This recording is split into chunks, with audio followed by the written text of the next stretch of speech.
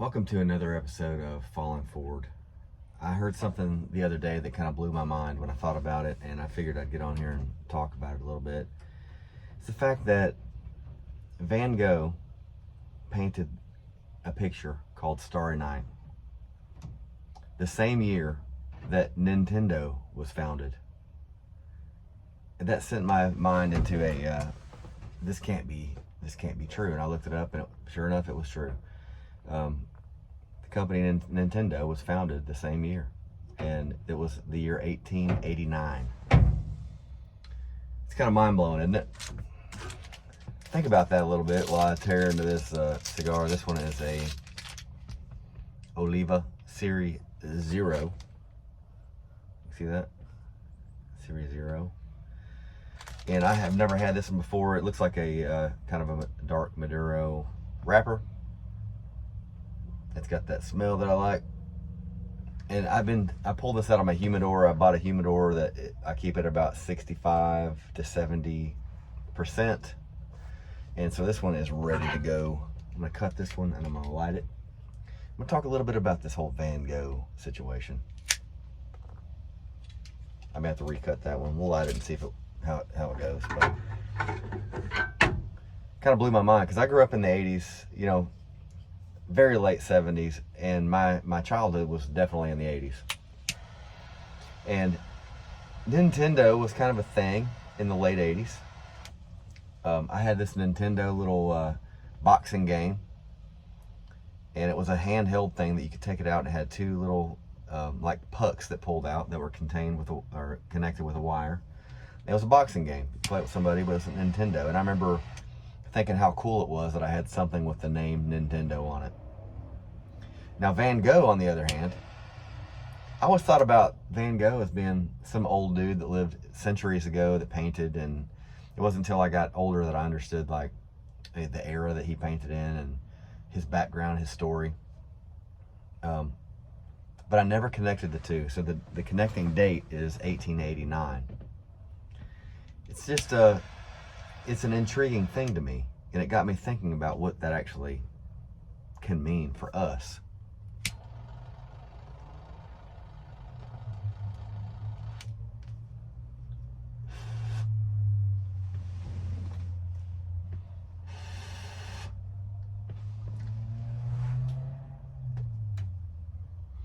These Olivia cigars are top of the line.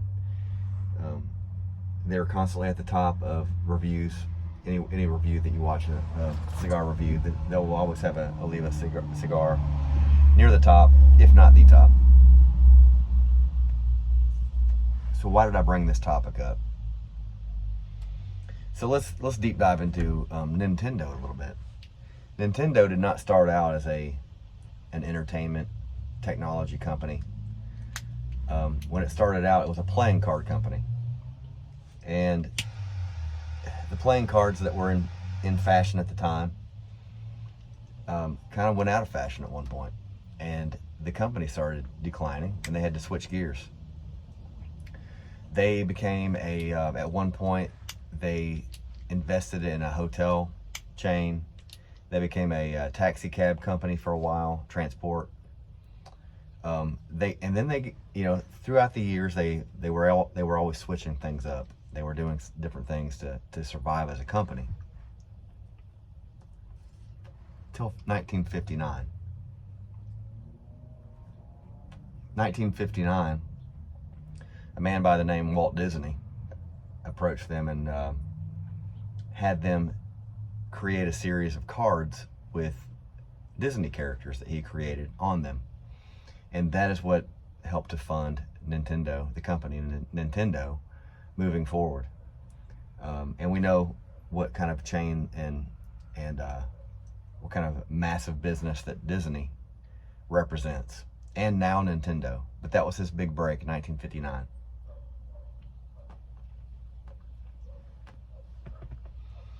In the meantime, let's stop there in 1959 and backtrack a little bit to when Van Gogh was painting Starry Night in 1889. The last thing on his mind was a long-living company that he was trying to make successful. In the arts, he was just he was painting things and how he saw them, how he felt.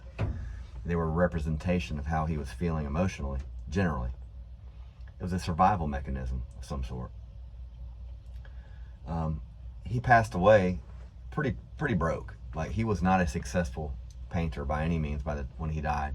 It was only he got fame and popularity after he passed away, and people recognized his contribution to the art world. In the same way, it's interesting how these two names, Van Gogh and Nintendo, are intertwined in a way, in different ways.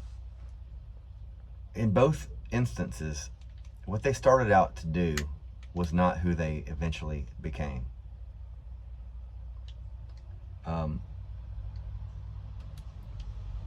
And as people, individuals, that we do different things. We have different things that interest us in life, and we start one thing, it doesn't really work out, and we switch gears, we try something else that maybe that doesn't work out. In the long run, we really don't know how one thing that we're interested in is going to link us into the next thing that we're interested in, and what doors will begin to open. If Nintendo had, as his playing card company started to fade out, if he would have just given up then, we would have never known the name Nintendo, and we may not have the entertainment value of it that we have today. The consoles, the technology that we have, the gaming, we wouldn't have that in the same way as we do right now. He was a trailblazer when it comes to that, and some of that competition with the other brands that started popping up around the same time that he was creating. As a company, they were creating their console. Sega, Atari. We have multiple other. ColecoVision was coming out around that time in the 80s. There were so many brands that were popping up, and the cream of the crop ended up at the top, right? And that's the way Van Gogh was too, in the art world. Any museum that has a Van Gogh hanging on the wall has a lot of people coming through those doors. So overall, the reason I wanted to bring that up is because as artists, sometimes we don't know why we're doing a certain thing. We don't know why we're painting a picture, why exactly we're writing a song, why we're writing a poem, why are we taking the time to evaluate a situation that may become a book or a movie. I don't know. In the long run, whether you're a company that wants to be in the side of things that are wanting to make a bunch of money and a solid company or whatever, or you're an artist that wants to have something for your legacy, it's important to note that what you started out to do may not end up being what you originally thought you would be doing. It's important to be able to stay loose on your feet, keep those knees bent, be able to jump around as you need to. Don't just have one iron in the fire. Have multiple angles, different things that you're doing. So as a songwriter, for example, I put myself in this situation. If I just doubled down on trying to be an artist that was getting famous on the stage for a show or whatever, like what I'm trying to do, it may not work out. It may, but it may be that my songwriting is something that needs to be focused on. Or, right now I'm developing a music video for a song that Joe Clark and I wrote together, and Hannah Howard's involved, and I'm going to be directing this music video. I don't know, I've never done this before, but it's interesting. I went on the scene today and shot some sample footage of one scene that I have in mind to shoot, and it just felt interesting because I've never done this, but I've seen enough movies to think that I can. It may not be that good starting out, but it may be the direction that I want to take, or it may open up something else that I'm supposed to do with my life. I really don't know, but it's important that you follow your gut, keep your wits about you, and never forget that an idea that you have could turn into something very, very great. Maybe not even in your lifetime. Just like Van Gogh, just like Nintendo, their companies and their abilities, their artwork, were not really truly appreciated until after they were gone. But the importance is, find something that satisfies your soul. Don't be afraid to switch gears.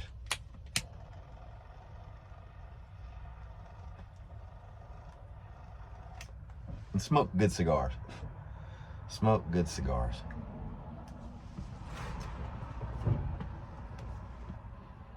This one right here, okay, I'm going to talk about the cigar a little bit.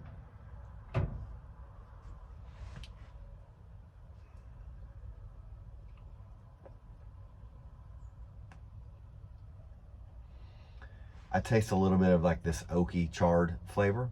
I taste a little bit of like a leathery. There's a little bit of that sensation in the draw.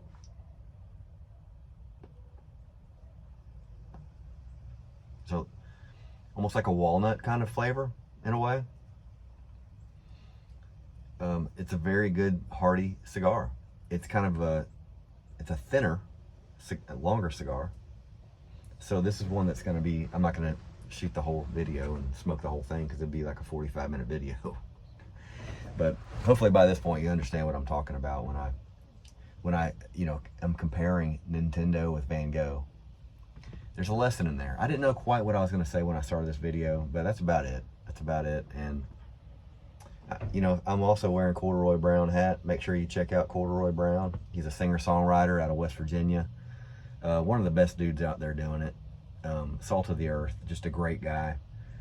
Very talented guitar player. His songs are very thoughtful. He actually had a life and death experience. He had a brush with death during COVID. As close as you could possibly get, to the point where he has some interesting stories about what he saw on the other side and then came back from that. So check out Corduroy Brown. He's got a bunch of videos out there. He's all over YouTube, all over TikTok. He's got a bunch of songs out there, and you're gonna love them. Olivia cigars, the best, one of the best. I like Perdomo a little bit better, personally. These are right up there with that.